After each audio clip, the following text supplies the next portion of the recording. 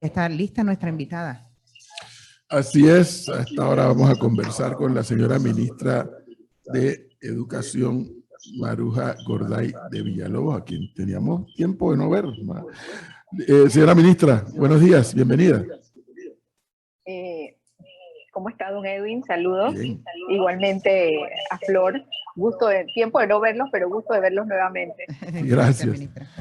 Ministra, hay muchas preguntas y hay un retorno. A ver si la ministra tiene el micrófono, debe ser el volumen allá. Bueno, hay muchas preguntas, ministra, que siguen haciendo tanto padres, familia como estudiantes e incluso hasta a nivel universitario. Pero evidentemente por la situación de salud, el Ministerio de Educación no puede por sí, ante sí solo, el Ministerio de Salud decidir qué va a hacer o qué no va a hacer. En el cálculo, ministra, que usted habla con su colega, el ministro de Salud, y con el equipo del MINSA y el equipo del MEDUCA, ¿cuándo ustedes proyectan que existe esa probabilidad de normalizar las clases? Bueno, efectivamente, como usted lo dice, don Edwin, en el cálculo de acuerdo a las autoridades de salud, nosotros nos vamos a mantener, yo estoy casi segura, por lo que queda de este año, nos vamos a mantener semipresencial. Nosotros ya tenemos 455 centros educativos oficialmente semipresencial, en lista de espera por verificación de instalaciones de MINSA, 320 y alrededor de 600 en tutoría. Nosotros creemos que terminando el segundo trimestre, que es la primera semana de septiembre, quizás lleguemos a unos 700 y podamos tener un 40% de los centros educativos ya semipresencial. Yo sí quiero resaltar aquí que el tema de las universidades ha sido facultad del Consejo de Rectores la decisión de mantenerse semipresencial el resto del año y obviamente por la autonomía que les asiste, nosotros ahí no podemos entrar en algún tipo de intervención, pero sí en ese acompañamiento que se ha querido. La idea es que el país, y son las indicaciones del señor ministro de Salud, el país haya adquirido la inmunidad comunitaria que se espera que con un 70-80% de población vacunada, posiblemente para noviembre, ya entonces nosotros podamos estar hablando de otro escenario. Sin embargo, nosotros ya tenemos instalada la comisión del año lectivo 2022 a nivel nacional y nosotros nos estamos preparando en el mejor de los escenarios para un retorno presencial. Obviamente, con la noticia del tema de la variante Delta, hay cierto temor nuevamente en los padres de familia, pero ya las escuelas entraron en esa dinámica y entraron en esa nueva rutina educativa de que si hay algún niño con alguna sospecha o algún docente o algún administrativo, se hace la suspensión del grupo, se pone el grupo en cuarentena 15 días y hay escuelas que están trabajando así, tanto el sector oficial como el sector particular. Igualmente, y para terminar este segmentito, en las escuelas de calendario internacional que inician la otra semana, se les está dando la posibilidad de aumentar un poco más su aforo, ya que la mayoría de los estudiantes a partir de 12 años están vacunados. Estamos hablando de alrededor de unas 20 escuelas que inician con calendario internacional la próxima semana. Igualmente, ese sigue siendo también información rica para nosotros ir monitoreando lo que pudiera pasar. Ministra, al final, ¿cuántas escuelas quedaron dando clases de forma semipresencial? Ok, al día de hoy tenemos 455 de forma semipresencial y que las pueden ver. Incluso hicimos una aplicación en la página del Ministerio de Educación donde están y cómo van ellas, incluso con los documentos que presentar. Y tenemos 320 en espera. Okay. Ahora, en espera de las revisiones, ¿no?, del Ministerio de Salud. Sí, dígame. Eso le iba a preguntar. Yo me imagino que el Ministerio de Salud, cuando conversa con el equipo del MEDUCA, analiza esto por área, por región. Sí, don Edwin. Los análisis son de acuerdo al informe que da el equipo de epidemiología por corregimiento. En los corregimientos tenemos escuelas, tenemos zonas educativas y obviamente se coordina con la máxima autoridad de la región, que es el director regional de educación, con el director regional de cada provincia, que sería el de salud. Y este análisis se extiende incluso a las escuelas particulares. Sí, correcto. Es que nosotros, a través de la Dirección de Educación Ambiental, quien es el ente que por ley, en este caso la profesora Carmen Aparicio, que creo que todo el mundo la conoce, más que a todos, que por ley es la encargada de toda la acción de gestión de riesgos del Ministerio de Educación, y quien nos representa también el CON, que es el Consejo Nacional de Emergencia, es la que hace las coordinaciones semana tras semana. Se cruza del cuadro que presenta la epidemiología del MINSA con el cuadro de nuestras escuelas, y eso se hace diariamente o semanalmente de acuerdo a lo que va ocurriendo. Ponemos el caso de Capira. Nosotros arrancamos el 31 de mayo con 4 escuelas en Capira, que a las 5 semanas las tuvimos que cerrar por un brote en la comunidad, y fue la alerta que se da a través de MINSA, se cruza la información y se toma la decisión. Eso está establecido en el protocolo también, cómo es la ruta de las alertas. Ministra, y obviamente ha sido todo un aprendizaje. Dime, Flor. Claro, ministra, hay escuelas que han abierto de forma total, o sea, que todos sus estudiantes están asistiendo a clases. Me refiero a las escuelas, sobre todo particulares. Mira, yo te puedo hablar que nuestras escuelas pequeñas de 25, 50, 75 estudiantes, nosotros estamos hablando de modalidad semipresencial porque ese es el decreto que en este momento está rigiendo el procedimiento de apertura. Pero tenemos muchas escuelas que estarían ya de forma total porque los espacios le permiten el aforo y todo lo vinculado con las indicaciones de distanciamiento, y son escuelas de baja matrícula. Yo sí te puedo asegurar propiamente que escuelas que tienen 500 y 1000 estudiantes no han abierto de forma total. Lo que sí es que están atendiendo a sus estudiantes mayor cantidad de tiempo. Hay escuelas que han extendido el horario, escuelas particulares, hasta la 1 o 2 de la tarde. Se aprendió a convivir en las burbujas, en los recreos, en las horas de merienda, y sencillamente nosotros no íbamos a poner un obstáculo a la hora de que la escuela garantizara sus condiciones de bioseguridad. Ministra, quienes alguna vez en nuestras vidas hemos estado frente a un salón de clases, sabemos y entendemos que, por ejemplo, cuando tú sacas al estudiante de la clase, que eso ya está prohibido, creo, se le hace un daño terrible al estudiante. O cuando los educadores van a un paro, se hace un daño terrible porque está comprobado que ese tiempo en materia académica no se recupera. La pregunta es, ¿el equipo que le acompaña a usted ya ha podido, que obviamente yo me imagino que usted tiene varios equipos para los distintos temas, ¿hay algún equipo que esté evaluando cómo, si Dios quisiera que el año 2022 ya estamos en control del problema de la pandemia? No que lo hayamos resuelto, sino que lo tenemos controlado. Y el año 2022 usted pudiera anunciarle al país, bueno, este año 2022 las clases van a ser 100% presenciales. Estamos asumiendo, ¿no?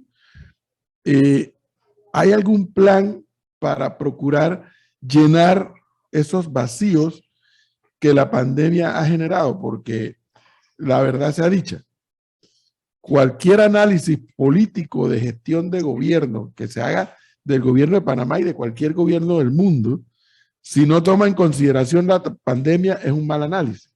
Tiene que considerar la pandemia porque la pandemia trastocó todo. Entonces, la pregunta es, ¿usted tiene algún equipo planificando cómo resolver los vacíos que la pandemia produjo en el sistema educativo? Sí, don Edwin, yo incluso soy parte de ese equipo, al igual que el equipo del despacho de la señora viceministra y directores regionales, nacionales y supervisores.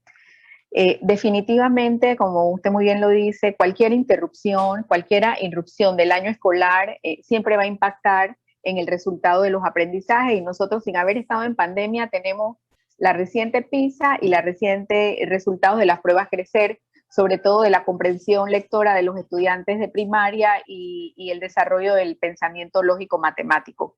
Para eso se tiene establecido, nosotros iniciamos este año ya el programa Aprendamos Todos a Leer, que es un programa que interviene directamente en la metodología de la enseñanza y la comprensión de la escritura y la lectura. Igualmente, ese programa transversaliza y entra directamente en el tema del desarrollo del pensamiento lógico-matemático, que no hay que esperar a llegar a 15 años, sino que se da en los primeros grados, y obviamente teniendo esos dos elementos vitales en el proceso de aprendizaje se generan los otros aprendizajes de las otras asignaturas. Por ende, es todo un sistema el que interviene en esto.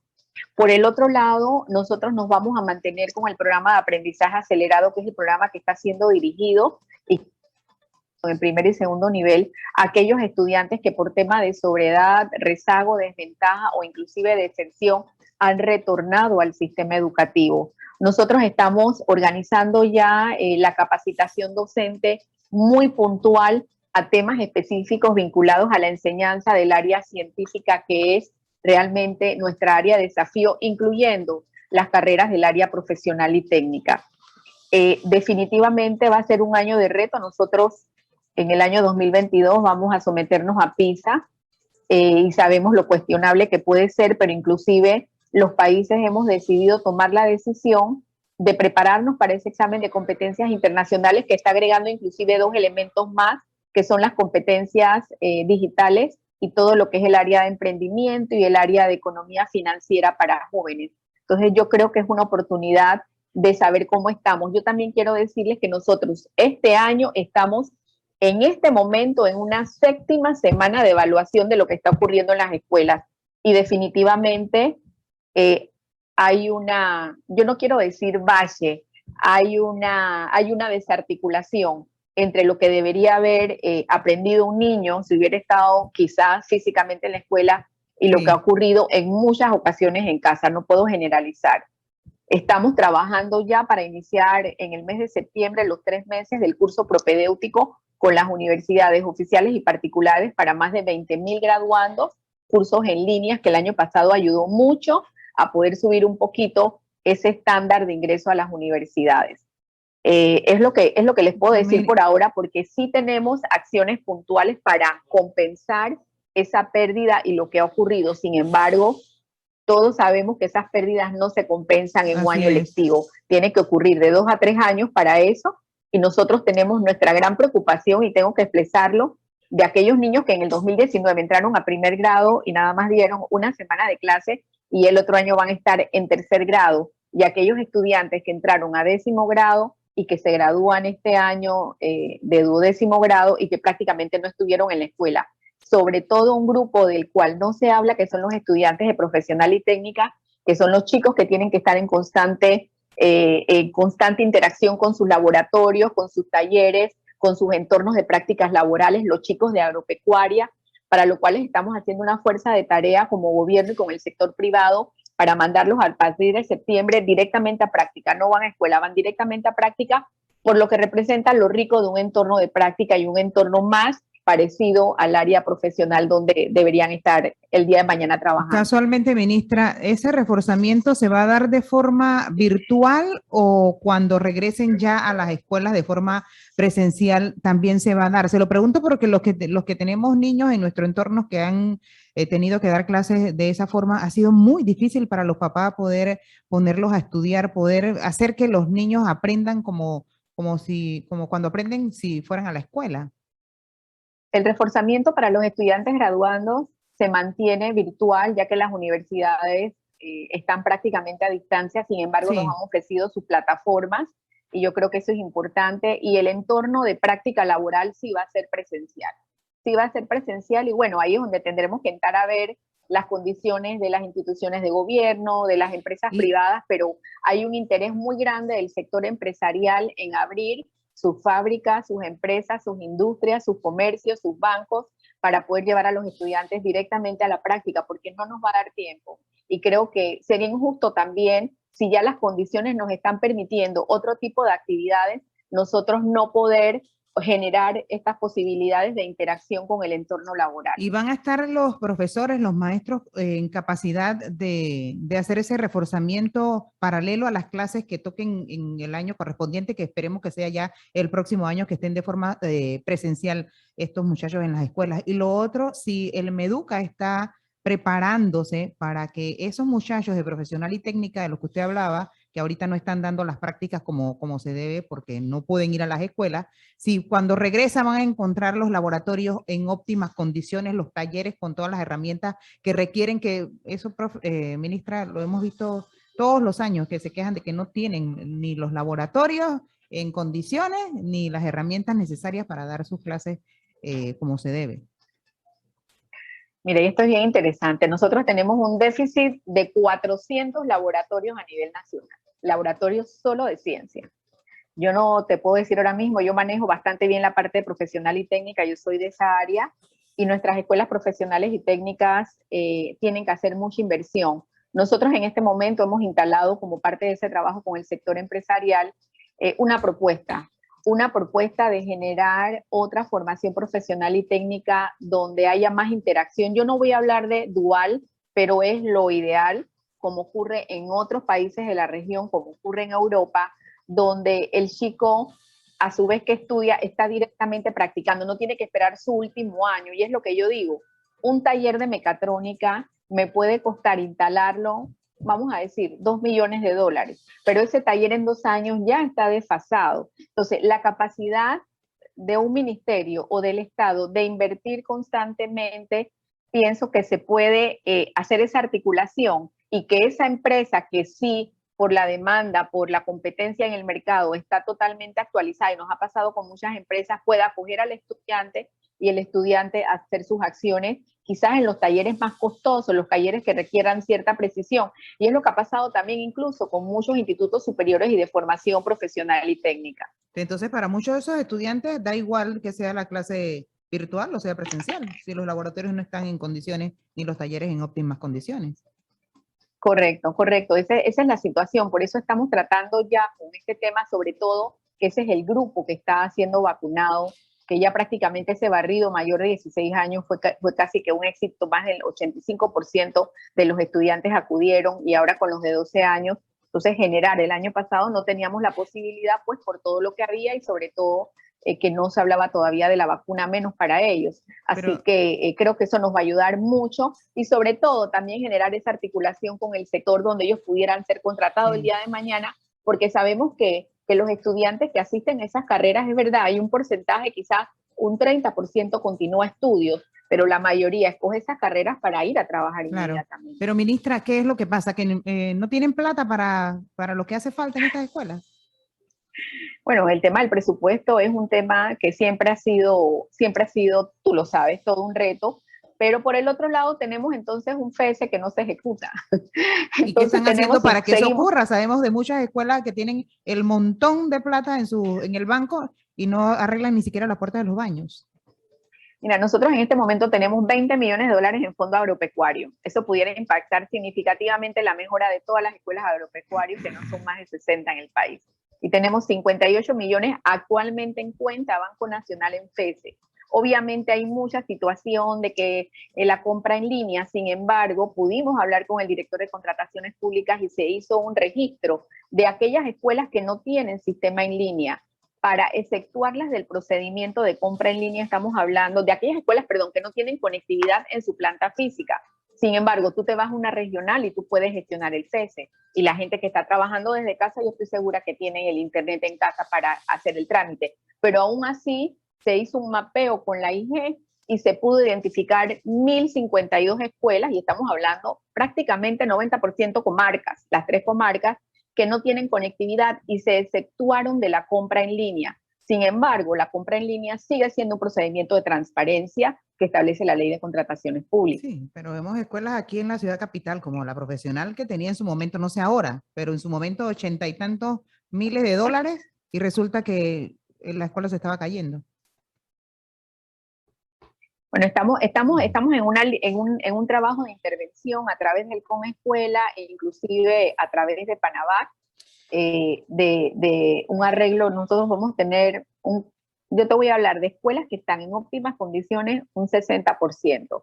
Sí tenemos escuelas que aún por temas legales tenemos ahora mismo 14 proyectos en estado crítico. Estado crítico es que no llegamos a una mediación con el contratista, que la escuela llegó a un 15%, que hay que ejecutar fianzas, pero ejecutar una fianza significa atrasar 2 años cualquier proyecto, y a veces estamos llegando incluso con mucho señalamiento, pero nadie sabe lo que está de acá, del lado de atrás, de que pudimos llegar a un arreglo con Miguel Alba después de muchos años, que vino y entraron contratistas, porque de haber liquidado, tuviéramos en un acto público que hubiera tomado un año. Y gracias a Dios, te la pongo como un ejemplo exitoso. Gracias a Dios ya la escuela está en el vaciado de cemento, pero tenemos escuelas en estado crítico que no van a estar listas para el otro año, y obviamente nosotros estamos revisando con el Viceministerio de Infraestructura y con otras instituciones del gobierno cómo nosotros podemos afrontar eso. Ministra, hay un elemento que no hemos mencionado y que usted y yo y todos los que hemos dado clase alguna vez lo sabemos. La pandemia, bueno, la pandemia ha demostrado y aceleró una legislación en Panamá en materia de teletrabajo. La pandemia demostró y aceleró un tema de clases a distancia. Hoy ya quedó demostrado que ya el estudiante y el padre de familia no podrá hacer el argumento de que estaba enfermo y no pudo estudiar y por eso no presenta el examen. Ya quedó demostrado que eso queda superado, porque si el estudiante está enfermo, desde su casa se conecta al internet, si tiene el equipo, y recibe la clase. Bien. Pero hay algo que también demostró la pandemia, ministro, y con seguridad usted y su equipo lo están viendo con seguridad, pero ¿cómo lo están asimilando? Es la pregunta que me hago. La clase de manera virtual, que ha quedado demostrado que no puede reemplazar al salón de clases. Porque el salón de clases genera una dinámica muy particular entre los estudiantes y de los estudiantes con sus educadores y viceversa. Pero además, y lo más importante, ministra, porque el salón de clase, esa maestra, ese maestro, ese profesor, esa profesora, más allá de enseñarle a sumar, a restar o a escribir bien, también los están formando como individuos. Ya no solamente le están trasladando información de las ciencias exactas, de las ciencias sociales, sino también le están ayudando a formar a ese joven o a esa joven. El equipo suyo estará viendo esta óptica que prácticamente es un intangible. Sí, definitivamente, como usted dice, es un intangible, porque no solamente es el tema del desarrollo de los conocimientos académicos a través de un plan de estudio y de un currículo. Como usted muy bien lo dice, yo creo que la pérdida más grande de la pandemia ha sido la interacción socioemocional de los estudiantes. Yo he estado hablando con algunas mamás que recién los niños han estado yendo a las escuelas. Los niños no saben cómo comportarse. Estás hablando de niños chiquitos que tienen 2 años de estar sin el contacto. No saben cómo manejarse en el recreo, tienen miedo, todo lo ven así como si fuera desconocido, y nosotros tenemos que entender que diremos, uy, es una exageración. No, pero en esa mente muy concreta de un niño pequeño, la percepción del mundo exterior es totalmente diferente de lo que nosotros podemos entender, que lo que es estar con mascarilla, con distanciamiento, corre que te viene la hora del cierre por la cuarentena. Eso por un lado. Por el otro lado, como tú muy bien lo dices, ese modelo de ese maestro, esa riqueza de la parte humana, de la parte afectiva que se desarrolla en el entorno escolar, el tema de la protección de nuestros niños. Los buenos maestros sabemos si el niño está triste, si hubo pelea en la casa, si el niño no comió. El tema de lo que ha representado no estar con nutrición y salud escolar por 17 meses. Entonces, definitivamente, nosotros sabemos que la tecnología es lo mejor que nos ha podido pasar, como usted lo dice, el teletrabajo, las teleclases, y obviamente queremos quedarnos con esa ganancia de esos nuevos recursos, el material impreso, pero sí abogamos por ese retorno. Yo soy la fiel defensora de que mientras más rápido sea mejor, porque tenemos muchos problemas de salud mental, no están cuantificados, pero nosotros sí lo manejamos a nivel de los equipos psicopedagógicos del Ministerio de Educación, chicos que no están motivados, adolescentes deprimidos, familias que no saben cómo manejar el tema de la educación en casa. Ya no te estoy hablando ni de virtual, o sea, el tema de tener que tener al niño sentado, el establecimiento de rutinas, y definitivamente que la escuela y el maestro son insustituibles. Ministra, las direcciones regionales y los departamentos de media académica estarán haciendo su trabajo en el Ministerio de Educación. Y se lo pregunto por casos puntuales como el Instituto Fermín Nodó. La dirección del plantel dice que presentó la organización en tiempo, todo en orden, y resulta que a estas alturas todavía les hacen falta 14 profesores que están viendo cómo los nombran. ¿Nos puede explicar qué Mira, a pasó mí me allí? parece muy extraño, Flor, porque yo estuve precisamente hace un mes reunidos con ellos por una situación que se dio muy delicada en la escuela. Nosotros sí estamos investigando qué fue lo que pasó porque era inaudito que eso estuviera pasando y sobre todo una escuela de la ciudad capital. Lo que sí te puedo decir es que ese día se acordó cómo se iban a recuperar y ellos en este momento, hoy, no deben tener ninguna falta de docentes. Más ayer yo estuve en un sustento de traslado de 12 millones de partida donde se hablaban de los 28 docentes del Fermín Nodó y los docentes del Beyman y los docentes de Finca 32 y todo este tema que tú sabes como exfuncionaria de Meduca, que arranca con la inclusión de un director en un sistema que pasa por un supervisor, que pasa por un director regional, que pasa por un supervisor nacional, que pasa por un director nacional, por una dirección general, para luego pasar a las comisiones y para luego pasar a la dirección de recursos humanos del área docente. Entonces sí estamos investigando porque no puede ser que teniendo los recursos y habiendo tenido las posibilidades, nosotros hayamos tenido ese dolor de cabeza, no solo con el Nodó, Sí. sino con más de 4 centros educativos. Sí, porque se entiende que de repente falte 1, 2, hasta 3 profesores, pero 14, y que a la carrera estén Sí. nombrándolos, es que alguien no hizo su trabajo, ministra. Correcto, correcto. Estoy totalmente de acuerdo contigo. Aquí le dicen, oyente, pregúntenle por favor a la ministra sobre la reciente ley aprobada de escuela en casa. ¿Hay algo definido sobre cómo planean que será esta modalidad? Ok, el tema de la reciente ley de escuela en casa, igualmente el bachillerato internacional, nosotros vamos a tener las coordinaciones respectivas y sí les quiero decir a los oyentes también que todas estas estrategias que están surgiendo como escuela en casa, como aprendizaje acelerado y todo lo que viene a través de una propuesta de política pública que vamos a estar presentando en septiembre de modalidades flexibles, es el resultado de que nos dimos cuenta de que no solo lo presencial realmente genera aportes en el conocimiento. Nosotros vamos a estar trabajando con la Fundación Danilo Pérez, que es una fundación que articula escuelas sombrillas totalmente gratuitas, porque por ahí dijeron que ya venía un negociado. Por el otro lado, la escuela oficial o la escuela particular que quiera iniciar la propuesta de esta estrategia lo puede hacer. Nosotros del Ministerio de Educación vamos primero a establecer la reglamentación, a definir esa ruta, porque podemos trabajar con escuelas internacionales y podemos hacer que nuestras escuelas de Panamá oficiales sean escuelas sombra de Costa Rica o de otros países, o sean escuelas sombra de niños de la comarca, o si un niño de la comarca quiere, y voy a poner un ejemplo, un Fermín Nodó, que es una escuela de excelencia, un Endara Galimani, y la escuela decide tener esa modalidad para un grupo de estudiantes, no es que ahora toda la escuela se convierte y que le va a quitar el trabajo a los docentes, porque eso es falso y lo han estado diciendo.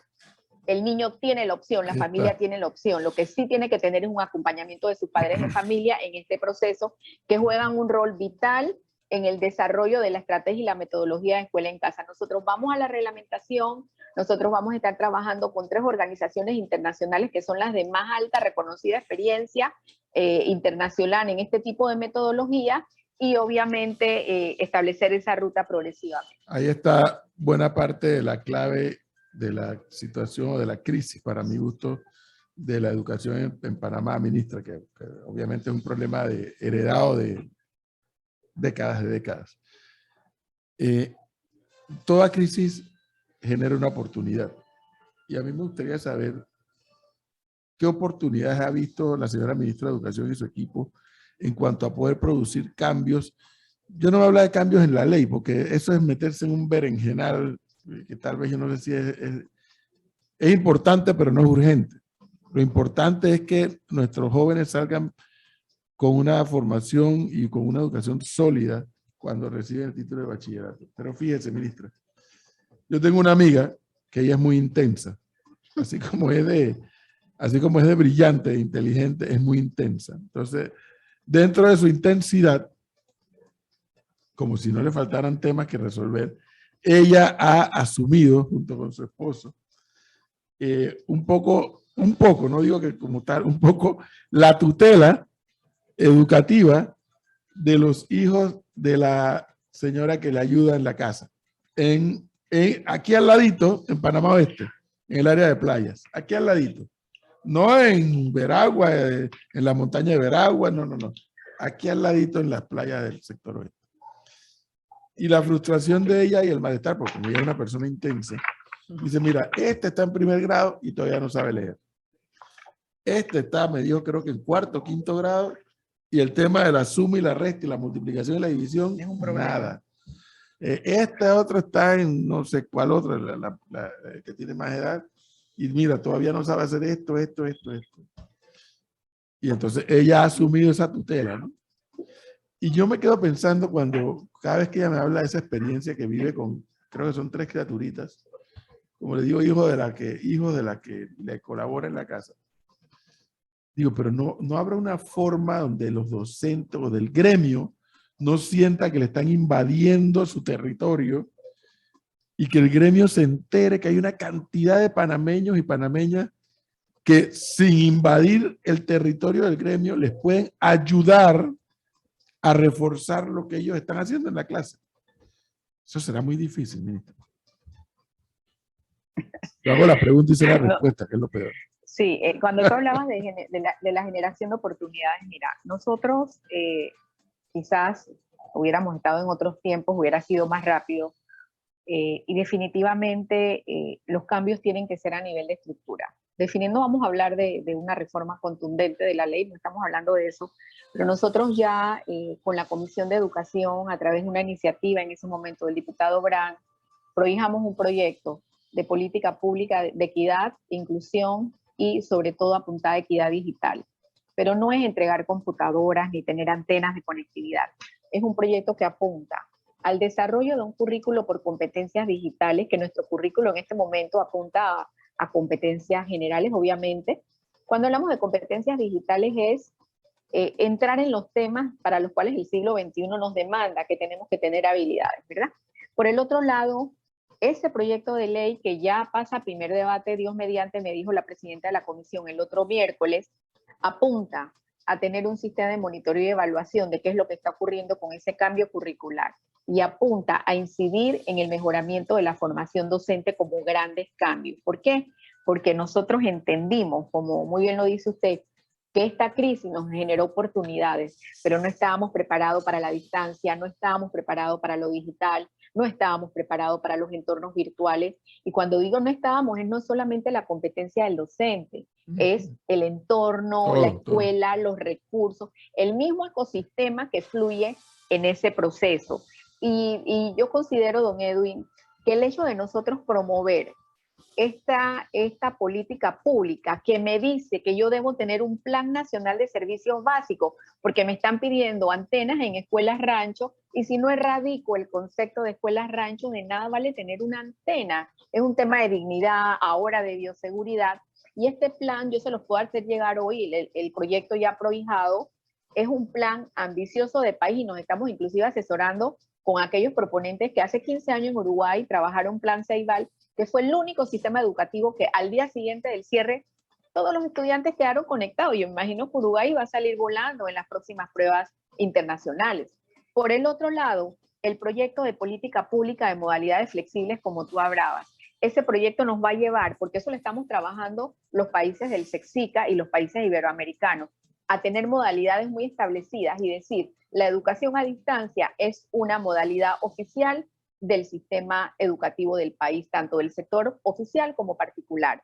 El homeschool es una opción educativa para el sistema educativo del país. El aprendizaje acelerado, que nosotros ni sabíamos a ciencia cierta cómo podíamos hacer, ya tenemos 13,000 estudiantes en ese programa, y obviamente mejorar las condiciones de lo que se le llama en la plataforma del SEXICA, el face to face, que es el aprendizaje de manera presencial. Entonces, esas dos propuestas de política pública están entrando, bueno, en primer debate entra la próxima semana el de política de equidad digital, y nosotros en septiembre estamos presentando el proyecto de política pública de modalidades flexibles y trayectorias educativas. ¿Y por qué lo caso con trayectoria? Porque si yo tengo estas 4 opciones ya de manera oficial en mi sistema educativo, seguramente ese niño de Darién que no tiene una escuela media cerca, ya en Boca de Cupe, y se queda hasta tercer año, hasta 9º grado, sí se puede conectar a una escuela homeschool o se puede conectar a una educación a distancia o a una educación semipresencial con una escuela satélite que tenga la provincia, porque perdemos de cada 100 estudiantes que entran en primer grado, terminan 52 en una trayectoria educativa. Y la caída después de 9º grado es abismal, porque no hay escuelas en las áreas y obviamente la situación de la movilización y el costo. Claro. ¿Qué hicimos este año? Elevamos 32 escuelas premedias a escuelas medias. De ahí es el tema de que ¿por qué han pedido tanto docente? Porque tenemos que cubrir por lo menos el área científica, que es el área donde menos docentes hay. Y ejemplo, la escuela donde tuvimos el viernes pasado con el señor presidente, la Jero Abajo, es una escuela que ya los niños se quedan en la Jero y no tienen que buscar, y se pasan 2 años las familias buscando dónde depositar al hijo, arriesgando un menor de edad a todo lo que implica, y la idea es poder en el mismo entorno educativo generar las oportunidades de aprendizaje. Es que allí, por eso le decía que esa oportunidad que la crisis genera, que ojalá el gremio también la analizara, las oportunidades que la crisis está generando. Y sí, por la explicación que yo le escucho a usted, o sea, hay una oportunidad de llenar ese vacío que la pandemia va a dejar en materia académica. Y una, no es la única, cuidado, no es la única, pero una fórmula es esa. Personas como esta amiga mía que están dispuestas a volcarse sobre estas 3 criaturas y decir, ven acá, siéntate ahí que yo te voy a ayudar. Así es. Y a reforzar, porque a lo mejor, y usted y yo y Florte, que también ha estado frente a un salón de clase, lo sabemos, no todos los estudiantes tienen las mismas capacidades ni las mismas habilidades. A veces uno necesita que el profesor o la maestra le invierta un poco más de tiempo. Entonces, si hay personas como ella, que las hay por doquier en Panamá, que quieren ayudar, ¿por qué, ministra? Porque es que esa cifra que usted acaba de dar nos debe mover a todos los panameños a ponernos la mano en la cabeza con la preocupación. Así es. No puede ser que entren 100 estudiantes a primer grado o a kinder y que el 12 grado lleguen nada más 52. Sí, terrible. ¿Qué pasó con los 48 restantes? ¿A dónde están? ¿Cómo quedaron? ¿Cómo se incorporan al desarrollo de la sociedad? Ya no solamente de la economía, sino de la sociedad como un todo, ¿no?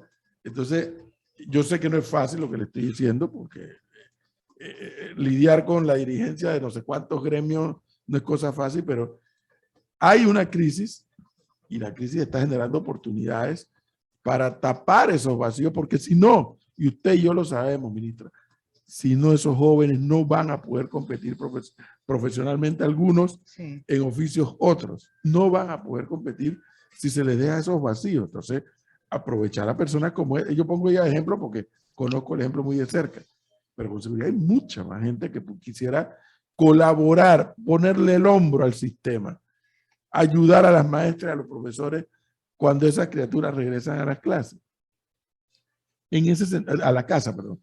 Ministra, en ese sentido, yo quisiera cerrar los ojos un segundo y que un día el ministro de Salud diga, Panamá tiene control de la pandemia. No ha resuelto el problema, pero está controlado. La ministra Maruja escucha eso en el gabinete y dice, pido la palabra, presidente, si tenemos el control de esto, podríamos iniciar el año lectivo 2022 en enero. ¿Usted cree que eso sería muy quimérico, no? Pero... Sí.